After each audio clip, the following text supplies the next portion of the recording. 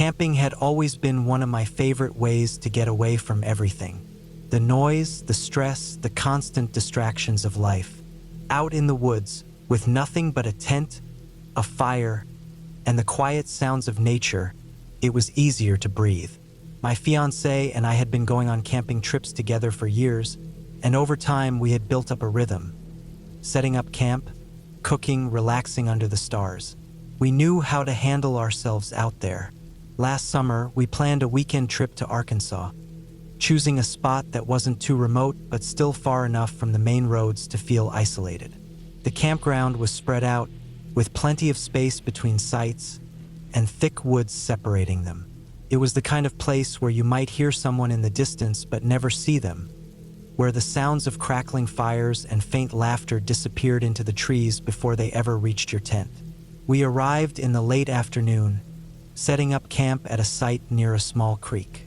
It was perfect, flat ground, plenty of shade, and a good spot for our tent not too far from the fire pit. The air was warm but not unbearable, the humidity hanging low over the trees. The scent of pine and damp earth mixed with the smoke from other campsites, drifting through the air in lazy tendrils. By early evening, we had settled in. The fire was going, the grill was heating up, and we were starting to cook. I was flipping burgers while my fiancée poked at the fire, occasionally tossing in small sticks to keep the flame steady. The sun was sinking behind the trees, casting long shadows across the ground. The sound of cicadas had started to rise, their constant drone filling the air. Then we heard it, a voice, distant but loud, cut through the background noise, sharp, urgent. A man's voice yelling. At first, I thought it was just someone goofing around. Maybe a group of campers getting a little too rowdy after a few beers. But then I caught the words. Help! I froze, burger still in hand. My fiancé's head snapped up, eyes narrowing in the direction of the voice. Came again, closer this time. Without thinking, I dropped what I was doing and ran. The sound had come from a few campsites over, just beyond the trees. My feet pounded against the dirt as I weaved through the brush, the undergrowth scraping against my legs. The smell of smoke and charred food faded, replaced by something sharper, metallic. Then I saw him, a man, standing near a picnic table, swaying slightly. His clothes were soaked in something dark, pooling at his feet in the dirt. For a split second, my brain refused to process it. Then I saw his leg. Blood poured from his ankle in thick, pulsing waves, pooling around his foot and seeping into his sock. It wasn't just a cut. It was gushing, spraying onto the ground in bright red streaks. His face was pale, his eyes glassy. My fiancée was right behind me, skidding to a stop as we took in the scene. I forced myself to move. Training from a first aid course years ago kicked in, apply pressure, elevate, stop the bleeding. My fiancée grabbed a towel from the man's table, pressing it hard against the wound, wrapping it as tightly as possible. Blood soaked through immediately. I turned and sprinted back to our campsite, nearly tripping over tree roots, my lungs burning. I grabbed my phone from the table, swiping at the screen with shaking hands. No service. I cursed, spinning in place. There was no time to wait for an ambulance, no way to even call for one. I ran back to the man, who was now sitting on the ground, his breath coming in ragged gasps. My fiancé had managed to slow the bleeding, but it wasn't enough. His foot twitched slightly, barely responding. I knew there was a hospital about 20 miles away, down winding back roads. A long drive in normal circumstances. Too long now. I made the decision before I could think too hard about it. I grabbed his truck keys from the picnic table, helped him to his feet as best as I could. He was heavy, leaning against me, his weight almost too much. We half-carried him to his truck, throwing open the passenger door.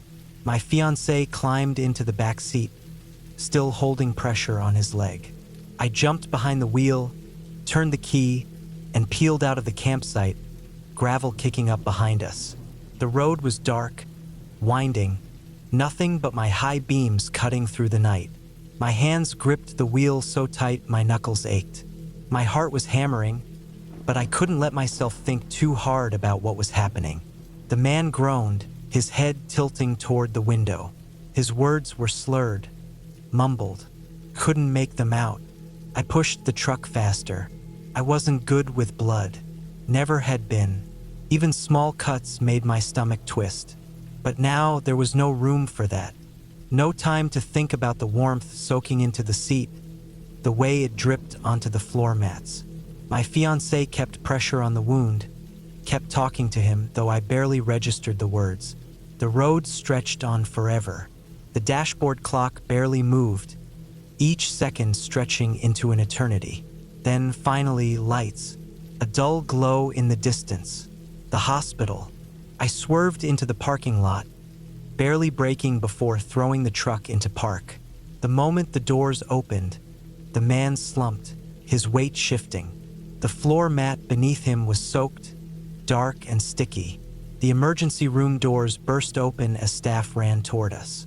Hands pulled him from the truck, voices shouting orders, the world tilting sideways. I just stood there, my breath coming in sharp gasps, my hands slick on the steering wheel. Then, as the last of the staff rushed inside, the doors swinging closed behind them, I realized my legs were shaking. My stomach rolled, a wave of nausea hitting me hard. I barely made it to the bushes before I threw up. Minutes blurred together. My fiancé's hand found my back, grounding me. Eventually, we sat on the curb, waiting. The parking lot lights buzzed overhead, casting long shadows. An hour passed, maybe more. Then someone came out, telling us he would be okay. 18 stitches. That was all it took to fix something that had almost killed him. If we hadn't been there, if we had waited for an ambulance, he would have bled out. We drove back to camp in silence. The fire had burned low, casting flickering shadows across our tent. The grill was still open, the half-cooked burgers untouched. We tried to salvage the night, sitting by the embers, staring at the flames. It didn't feel the same. At 10:30 p.m., the sound of footsteps on gravel made us both tense. It was him, limping but alive. He looked at us, nodded. No words were needed. We had saved his life, and neither of us would ever forget it. Camping alone has never scared me. I know it makes some people nervous, being out there in the middle of nowhere with no help if something goes wrong. But that's part of the appeal for me. The quiet, the isolation. No city noise, no people, just nature. It's the one place where I feel like I can truly breathe. That's why, when I finally got a few days off work, I packed my gear and drove out to a spot I'd been wanting to explore for a while. It was a stretch of national forest, far from any designated campsites, miles from the nearest town. I had found it on a hiking forum, an old logging road that wasn't maintained anymore, leading deep into the woods. From there, you could hike even farther to a small lake that almost no one knew about.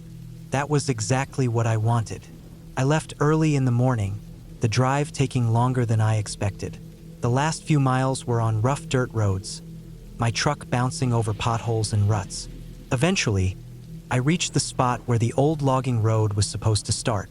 It wasn't much of a road anymore, just a narrow, overgrown trail disappearing into the trees. I parked, grabbed my pack, and started walking. The hike in was harder than I thought it would be. The old trail was barely visible in some spots, and the brush was thick. It was clear that no one had been through here in a long time, but that only made me feel better. It meant I'd have the lake to myself. After about 5 miles, I finally reached the water. The lake was small but beautiful, surrounded by tall trees that cast long shadows over the still water. No signs of campsites, no trash, no footprints. It was perfect. I set up camp near the shore, put my food in a bear bag, and hung it high in a tree.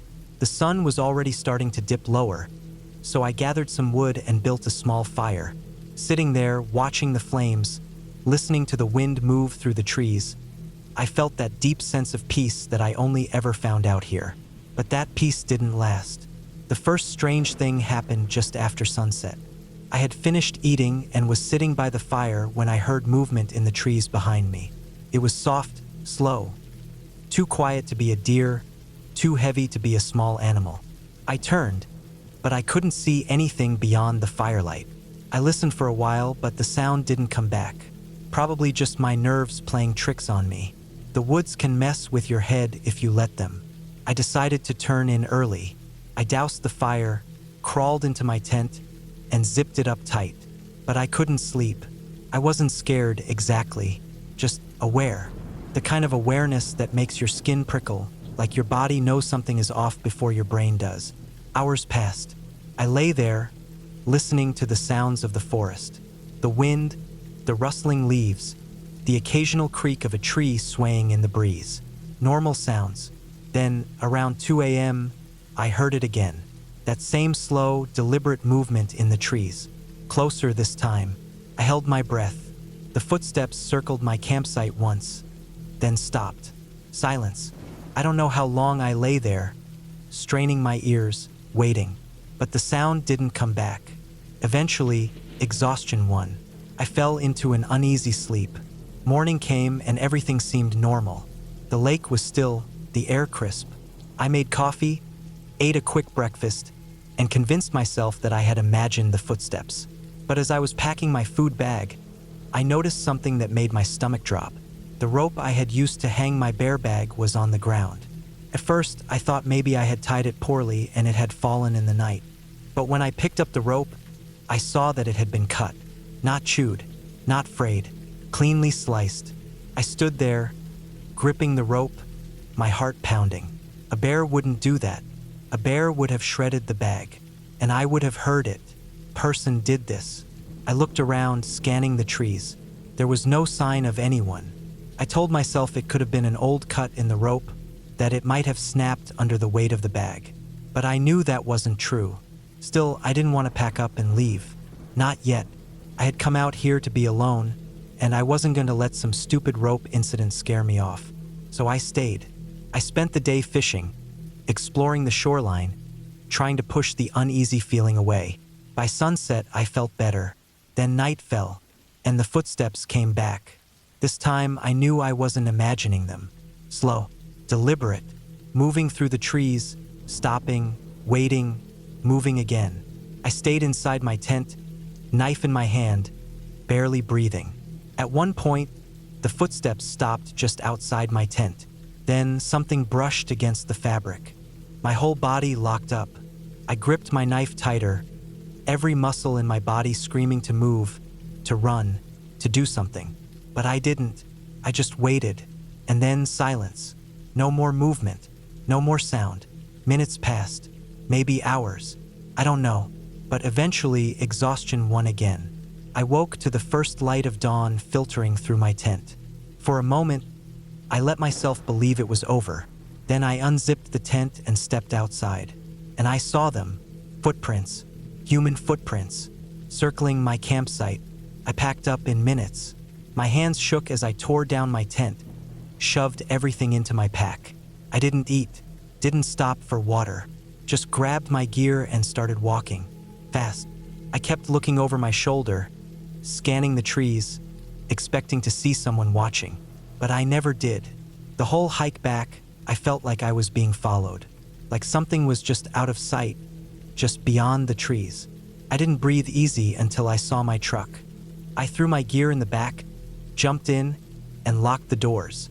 Only when I was speeding down that dirt road did I finally feel safe. But as I turned onto the main road, I caught one last glimpse in my rearview mirror. A figure, standing just at the edge of the trees, watching. I never went back. I don't know why I went back. I had hiked those woods before, years ago, back when I was younger and didn't know better. It was the kind of place that stayed with you, though, the kind that crept into your bones long after you left. The thick forests, the endless silence, the way the trees pressed in, heavy and watchful. It wasn't a friendly place. I had told myself I wouldn't return, but time dulls things. The older I got, the more I convinced myself that I had overreacted, that I had imagined things. So when an old buddy mentioned the cabin was still standing, deep in the woods, barely used anymore, I found myself considering it. A week alone in the mountains, away from everything. Just me, the trees, and the quiet. It didn't sound so bad. The hike in was harder than I remembered. The trail had mostly disappeared, swallowed by the undergrowth, and I had to fight through brush and deadfall to make progress. The cabin sat nearly 20 miles from the nearest road, far enough that no one just stumbled upon it. I had packed light food, water, sleeping bag, a small hatchet, and my rifle. I didn't plan to hunt, but I wasn't stupid enough to come out here unarmed. The woods had predators, both the four-legged and two-legged kind. By the time I reached the clearing, the sun was already dipping low, turning the sky that deep orange that never lasts long enough. The cabin looked almost exactly as I remembered. Weathered logs, sagging roof, a small porch with a single chair. The lock on the door was rusted, but the key still fit. Inside, it smelled like damp wood and dust. The furniture was simple: an old table, a wooden chair, a narrow cot against the wall. A wood-burning stove sat in the corner, blackened with years of use. A few shelves held ancient canned goods that I wouldn't be touching. It was exactly as I had left it, but as I stood there, taking it all in, that feeling crept back. The one I had forgotten, that heavy, watching silence. I shook it off. First night nerves, nothing more. The first couple of days passed quietly. I spent the daylight hours hiking the nearby trails, collecting firewood, filtering water from the small creek that ran behind the cabin. The solitude felt good, peaceful even. At night, though, the feeling returned. That sense that something wasn't right started small. On the third morning, I noticed something odd. My gear had been moved. My rifle, which I always kept propped against the cot, was leaning against the wall by the door. My pack was half-zipped, though I knew I had closed it. I tried to explain it away. Maybe I had been careless. Maybe I had moved things and forgotten. But deep down, I knew better. That night, I locked the door. The fourth night, I woke up to a sound. A slow, deliberate creak of wood. I lay still, barely breathing. The fire in the stove had burned low, casting flickering shadows against the walls. Another creak. The porch. I gripped my rifle, heart hammering. My mind raced through possibilities: bear, mountain lion, maybe a stray hunter. But no animal would step that carefully. The sound stopped. The silence stretched, thick and suffocating. I stayed awake until dawn. The next morning, I checked the clearing. The ground was soft from recent rain, and there, leading up to the porch, were footprints. Barefoot, human. The tracks circled the cabin, moving toward the door, then back into the trees. I stared at them for a long time, my skin crawling. I wasn't alone out here. I considered leaving, but I had hiked nearly 20 miles to get here. Another day's walk just to reach my truck. I told myself it was nothing. A lost hiker, maybe, someone passing through. I would stay one more night. That evening, I built a fire outside, keeping my rifle close. The woods were quiet, almost too quiet. I ate quickly, my eyes scanning the tree-line. As the sky darkened, I locked the cabin door and braced a chair under the handle, just in case. I lay down, but I didn't sleep. Hours passed. Then, just past midnight, I heard it. A soft shuffle of footsteps outside. Slow, deliberate. I held my breath, my fingers tight around the rifle. The footsteps moved to the window. A shadow passed over the thin curtain. My chest clenched. I forced myself to stay still, to wait. Then the doorknob rattled. Not violently, just testing. I raised the rifle, my pulse pounding so hard I could feel it in my throat. The rattling stopped. A long silence. Then soft footsteps moving away. I didn't sleep the rest of the night. By morning, I had made my decision. I was leaving. I packed quickly, shoving everything into my bag, my rifle slung over my shoulder. When I stepped outside, the forest was still. The air felt wrong, thick and heavy. The footprints were back, fresh. They led from the trees to the cabin. But this time, they didn't leave. I scanned the area, my stomach twisting. Whoever had been watching me was still out here. I didn't wait. I moved fast, taking the narrow trail toward my truck. Every few minutes, I glanced over my shoulder. By midday, I was making good time. The sun was high, and I started to feel the first real relief in days. Then I saw it. Ahead, just off the trail, something was hanging from a tree. A deer carcass, but not just hanging. It had been tied there, its legs bound with vines, its throat slit clean, and beneath it on the ground a single object.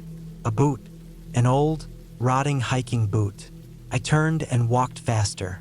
The rest of the hike was a blur, pushing through the underbrush, barely stopping to rest. By the time I reached my truck, the sky was turning orange. I threw my pack in the back, climbed in, and locked the doors.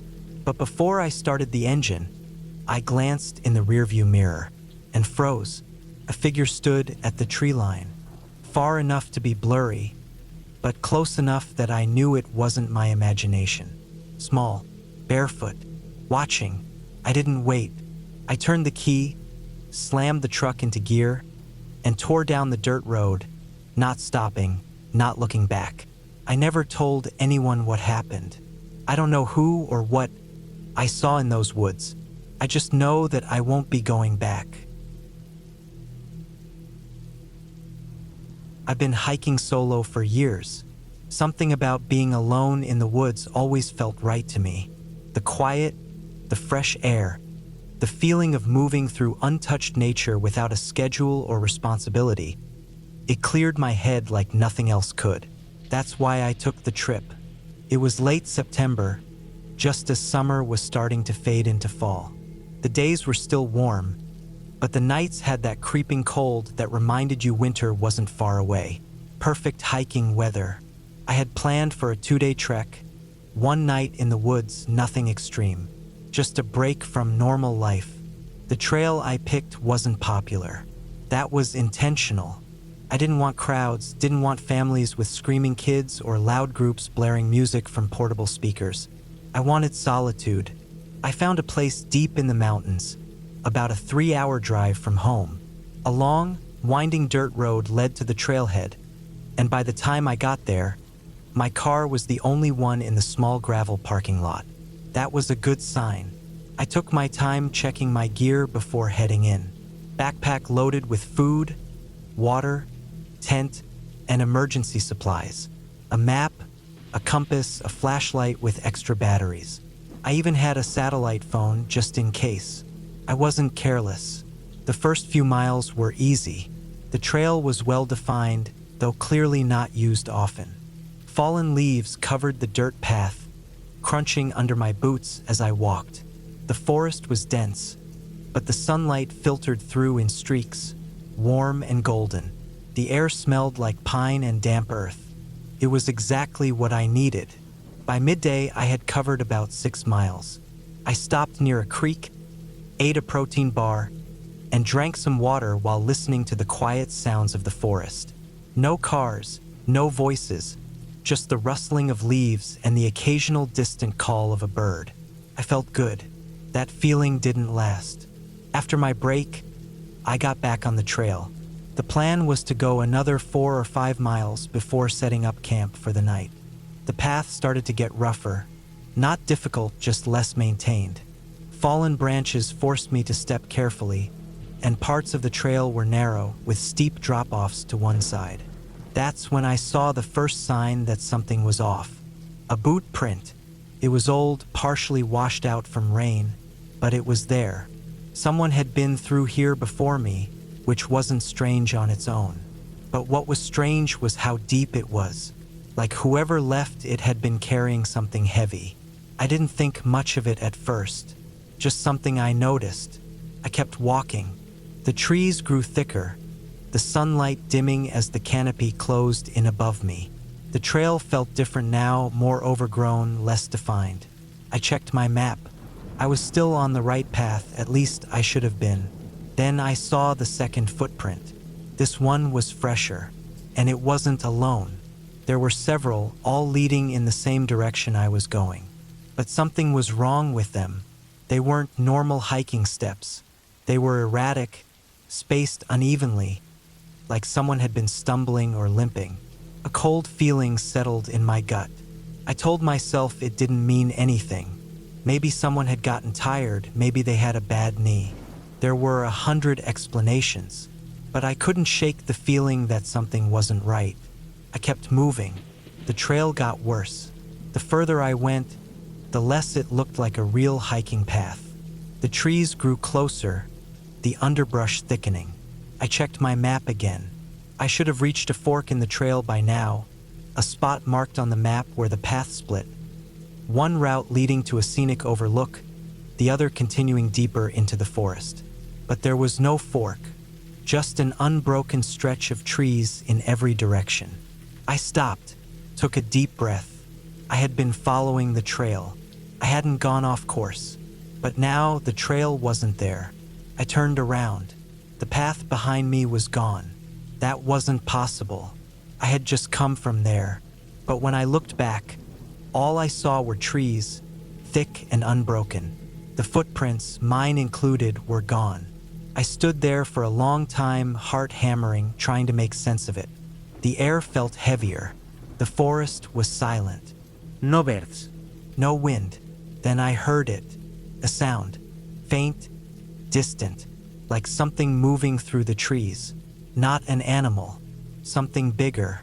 I turned in slow circles, scanning the forest. Nothing. Just trees, stretching in every direction. I wasn't alone. I forced myself to stay calm. Took out my compass. The needle spun uselessly, refusing to settle. That shouldn't have been possible. I pulled out my map, but it felt pointless. None of the landmarks matched what I was seeing. The landscape around me was different from what had been marked. I wasn't lost. Something else was wrong. I picked a direction and started walking. I needed to find anything familiar, a landmark, a clearing, even just a way out of the thick trees. I kept my breathing steady, moving carefully, trying not to panic. Then I saw it. A structure. Not a house, not a cabin. Something smaller. A metal cage. It sat in a small clearing, rusted and old. Too big for an animal trap, too small for a proper holding cell. The bars were bent in places, the door hanging open. And inside, something lay crumpled on the ground. Bones. A mix of animal and human. I stared at it, stomach twisting. Then, behind me, I heard movement. Slow. Deliberate. I didn't turn around. I walked. Then I walked faster. Then I ran. Branches tore at my arms.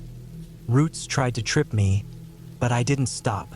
I ran until my lungs burned, until I thought I was going to collapse. Then suddenly I was back at the trailhead. I don't remember how I got there. One moment, I was deep in the woods, running from something I never saw. The next, I was standing beside my car, gasping for breath, covered in scratches and dirt. I didn't question it.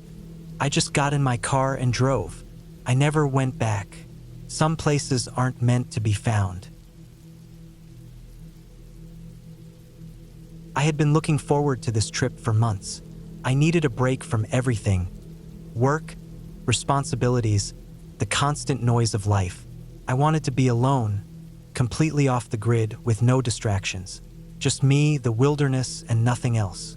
I had done plenty of solo camping before, but this trip was going to be different. I wasn't just heading to a campground or some popular hiking trail. I had picked a spot deep in a national forest, miles away from any designated campsites, way off the beaten path. A place where no one else would be. It was exactly what I wanted. I spent weeks planning everything. Packed all the essentials: tent, sleeping bag, food, water, my knife, my hatchet, even my old hunting rifle, just in case. I didn't expect to need it, but it was always better to be prepared. The spot I had chosen was about 10 miles into the forest. near a small lake. I had found it on an old map, but there were no trails leading directly to it anymore. It was going to take some bushwhacking to get there. That was fine with me. I wanted solitude, and that's exactly what I got. The drive out to the forest took most of the morning. The farther I got from the city, the better I felt. The roads turned from pavement to gravel, then to dirt. By the time I reached the old logging road that would take me to my starting point, I hadn't seen another car in over an hour. I pulled off in a small clearing, parked my truck, and stepped out. The air was crisp, clean. The smell of pine and damp earth filled my lungs. The forest stretched out in every direction, dense and quiet. Perfect. I grabbed my pack, checked my gear one last time, and started walking. The first few miles were easy. The old logging road was still somewhat clear, though weeds and small saplings had started reclaiming it. I made good time, moving steadily, my boots crunching against the dirt. But once I reached the point where the road ended, the real hike began. I pulled out my compass, checked my map, and started cutting through the forest. The trees were thick, the underbrush even thicker. Every few steps, I had to push aside branches or step over fallen logs. It was slow going, but I didn't mind. After a couple of hours, I stopped to take a break, drank some water, ate a quick snack, and checked my bearings. That's when I noticed it, the silence. I hadn't realized it before, but the deeper I got into the forest, the quieter it had become. No birds, no insects, no distant sounds of running water, just my own breathing. It was unnatural. I told myself it was just my imagination, probably just the time of day, or the way the wind wasn't moving through the trees. But the unease stayed with me. I shook it off and kept walking. It took me longer than I expected to reach the lake. By the time I arrived, the sun was starting to dip below the trees, casting long shadows across the ground. The lake itself was beautiful. The water was still untouched. The shoreline was a mix of sand and rocks, with tall pines surrounding it on all sides. No signs of people. Exactly what I wanted. I picked a spot a few yards from the water's edge, cleared a space for my tent, and started setting up camp. The routine helped settle my nerves. I built a small fire, cooked a simple meal, and sat back, watching the last light of the day fade into darkness. For a while, I felt at peace. Then, as I was getting ready to turn in for the night, I saw something that made my stomach tighten. A footprint. Not mine. Fresh. I crouched down, studying the footprint. It was deep, meaning whoever made it had been standing there for a while. And it was recent. Very recent. I felt my skin prickle. I scanned the tree line, my heart hammering. The fire crackled beside me, casting flickering light. But beyond that, the forest was pure black. I listened. Nothing. Just silence. I told myself it had to be an old print. Maybe from a hunter or another camper who had passed through days ago. But I didn't believe it. The ground was damp from a storm a few nights back. If the print had been that old, it would have washed away, which meant someone had been here, recently, watching me. I forced myself to stay calm. I wasn't going to panic over a footprint. I made sure my rifle was loaded, kept my knife close, and climbed into my tent. I didn't sleep much that night. Every little sound outside made me tense up, but nothing happened. Eventually, exhaustion took over, and I drifted into a restless sleep. Morning came, and with it, a sense of relief. Everything seemed normal in the daylight. The unease from the night before felt distant, almost silly. I ate breakfast, packed a small bag, and decided to explore the area. That's when I found it. A tree, not far from my camp, with something carved into the bark. Leave. The letters were rough, uneven, like they had been scratched in with a knife. I felt a cold knot form in my stomach. This wasn't an accident. Someone had been here. Someone had left that message. For me, I stood there for a long time, staring at the carving. My mind raced with possibilities. Had I stumbled into someone's hunting area? A hidden cabin? Some paranoid off-the-grid guy who didn't want company? Whoever they were, they hadn't approached me, hadn't spoken, just left a message. I debated packing up and leaving, But part of me didn't want to be scared away. Maybe it was just some old carving. Maybe it wasn't even meant for me. Maybe. I decided to stay. I spent the rest of the day hiking, keeping an eye out for any more signs of people. I didn't see anything, but that feeling never left me. That sense of being watched. Night 2, the breathing. That night, I kept my fire going longer than usual.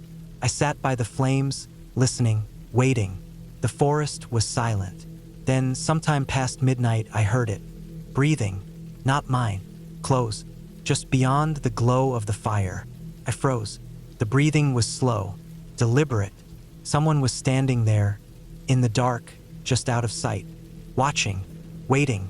I gripped my rifle, every muscle in my body tense. I didn't move. Neither did they.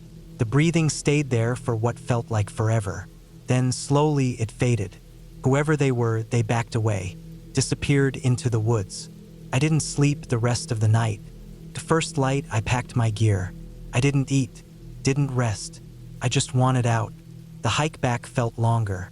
Every step, I expected to hear footsteps behind me, to see someone stepping out from the trees. But there was nothing.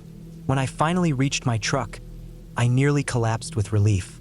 I threw my gear inside, started the engine, and sped down the dirt road without looking back. I don't know who was out there. I don't know what they wanted. But I know one thing. I will never go back. Hiking alone has never scared me. If anything, I've always preferred it. I like the quiet, the steady rhythm of my footsteps on dirt, the way the trees close in around me like a shelter. There's something calming about being so far from everything. That's why I chose this trail. It wasn't a marked path, just something I found on an old hiking forum, an unofficial route deep in the backcountry, mostly known to experienced hikers. No crowds, no families with kids, no paved walkways or wooden signs pointing you toward a gift shop. Just raw wilderness. That's exactly what I wanted.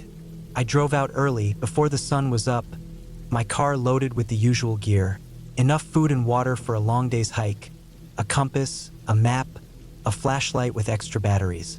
I wasn't planning to camp, but I still packed a lightweight sleeping bag just in case.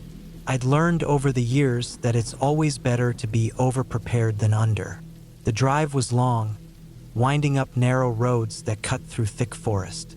The trailhead was nothing more than a break in the trees, barely noticeable from the road. No parking lot, no sign, just a gap in the undergrowth where the path started. I pulled over, killed the engine, and stepped out into the cool morning air. The forest smelled damp, like recent rain, and the only sounds were the distant chirps of birds waking up. I shouldered my pack, double-checked my gear, and started walking. The first few miles were easy. The path was faint but still visible, winding through dense trees and rocky terrain. I followed it without much trouble, moving steadily, enjoying the solitude. Then, about 3 miles in, the path split. That wasn't on the map. I stopped, looking back and forth between the two routes. One veered right, climbing slightly uphill. The other sloped downward, disappearing into thicker trees. Neither looked more well-traveled than the other. I checked my map again, but there was no mention of a fork here, just a single path leading deeper into the woods. I hesitated.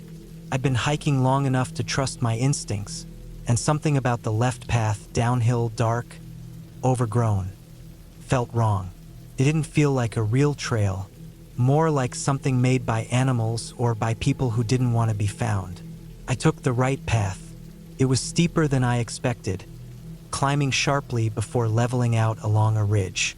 The trees thinned slightly, giving me a partial view of the valley below. I kept moving, my boots crunching over loose dirt and dry leaves. That's when I saw it. A single boot print, pressed deep into the trail ahead. It was fresh. That shouldn't have been strange. This was still a trail, even if it wasn't official. Other hikers could have come through recently, but something about it unsettled me. The depth of it. Whoever left it was carrying something heavy. I stepped over it and kept going. The trail wound deeper into the forest, the trees closing in again. The air felt thicker here, quieter. No birds, no wind, just my own footsteps. Then I found the second print. This one was different.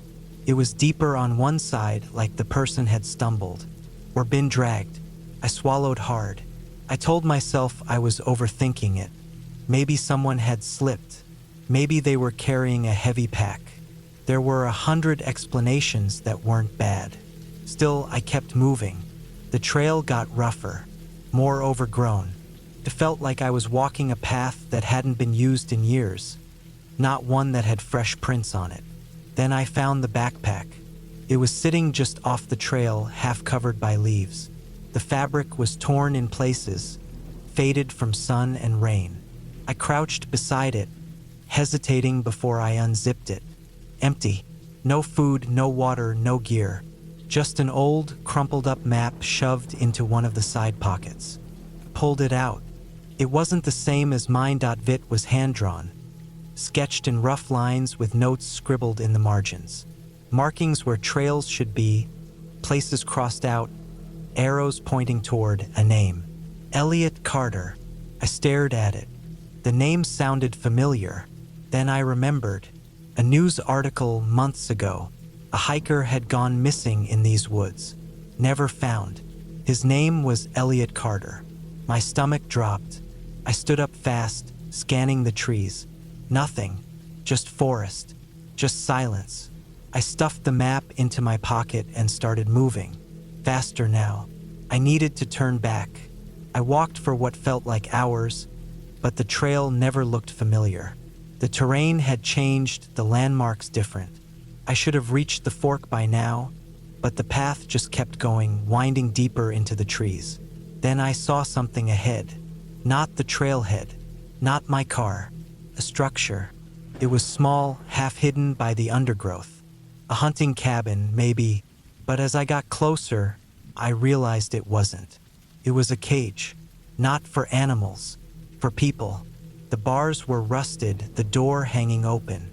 A chain was looped through the latch, broken apart. Inside, something lay on the dirt floor. Not a body, just bones. Scattered, old, picked clean. I took a step back. The forest felt too quiet. Then I heard movement. Not close, but not far enough. Footsteps. Deliberate.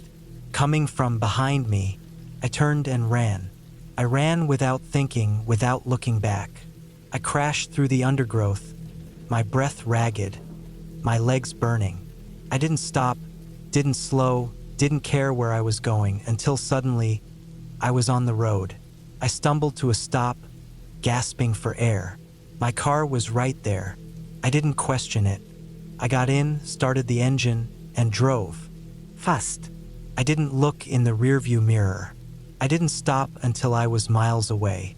When I finally pulled over, hands shaking, I pulled the crumpled map from my pocket. I stared at the name written on it.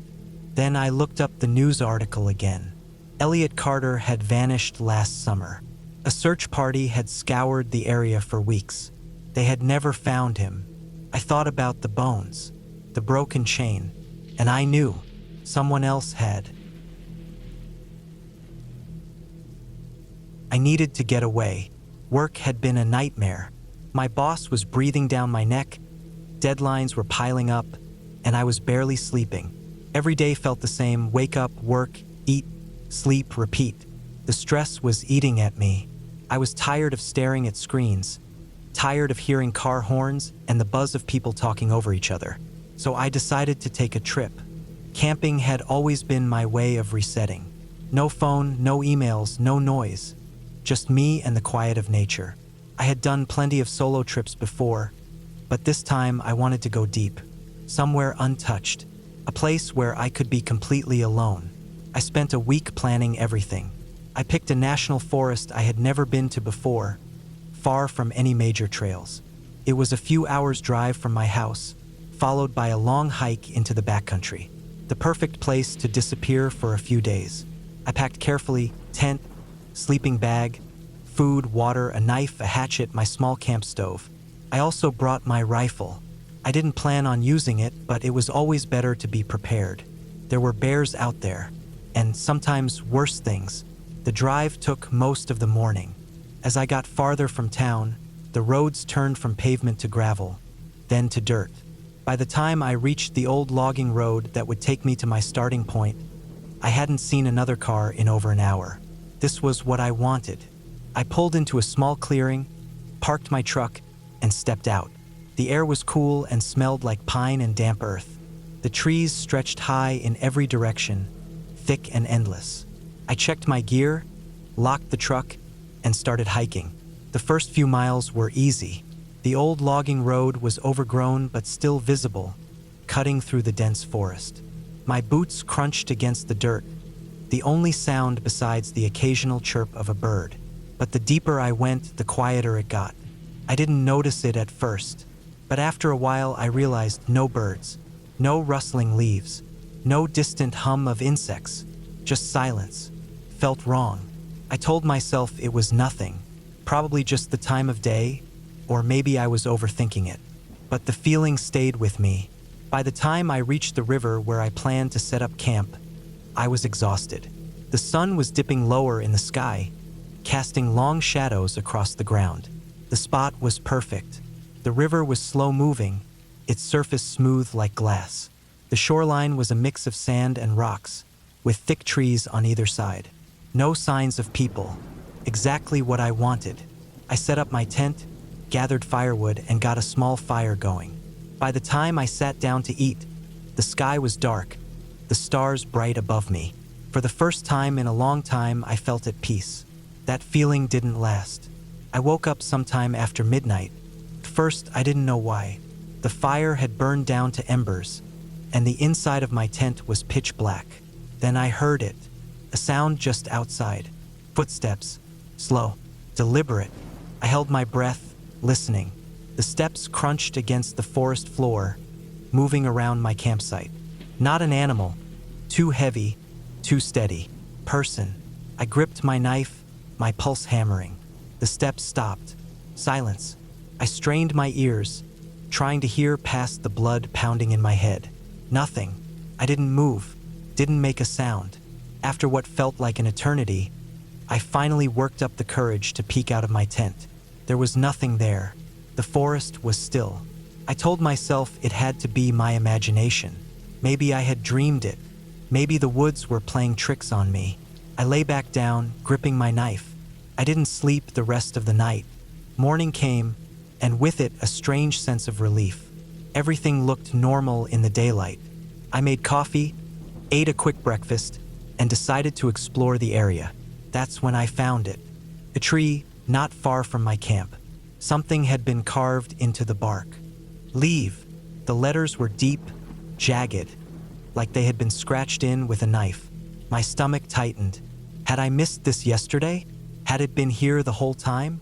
Or had someone done this last night? I scanned the forest, my heart pounding. Nothing.